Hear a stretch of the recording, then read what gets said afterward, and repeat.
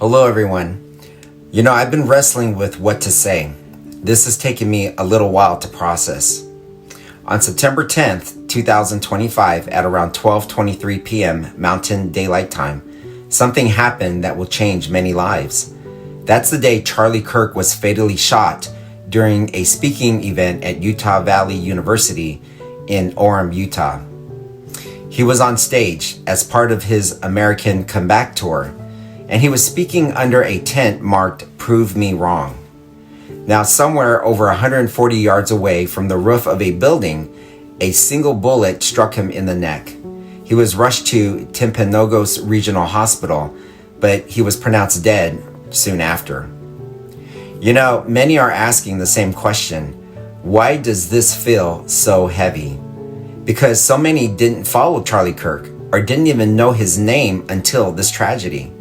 And yet, to so many people across political lines, across beliefs, this has hit very hard. Well, what I believe are the top reasons this struck us all so deeply, not just nationally but globally, is first, it strikes at the idea of free belief. We often think of belief, what we stand for, what we speak for, as something distant from danger. But when someone is killed for what they believe, belief ceases to be abstract. It becomes something fragile, something worth defending at all costs. Suddenly, the question isn't just what do I believe, it's would I stand for it, even if someone tried to silence me permanently. Number two, it represents a broader attack. This wasn't simply an isolated act against a single person. It ends up symbolizing something much larger, an attack on anyone who dares to use their voice, to argue a position, to live openly by conviction. For those who believe in speaking truth, no matter the cost, there's a new awareness now that some will not argue back, they will just kill you.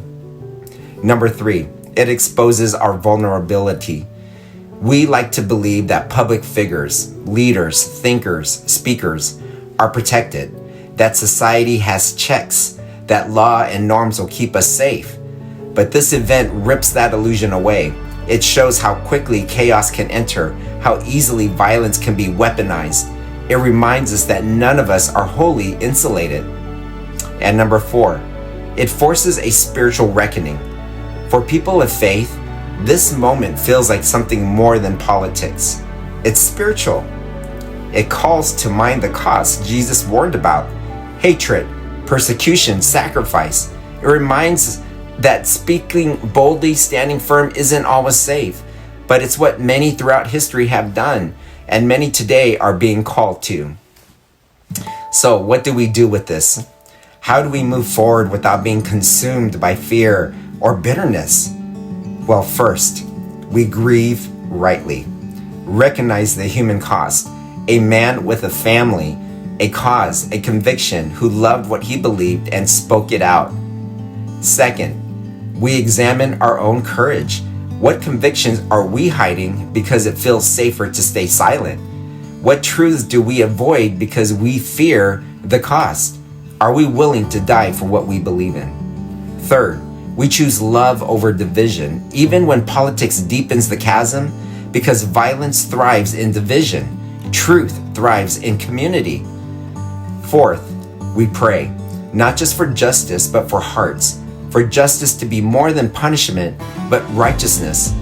For change to be more than reaction, but also for redemption.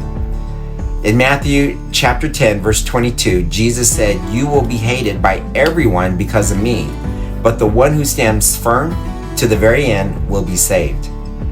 Today, this moment, this tragedy can shake us, but it doesn't have to break us.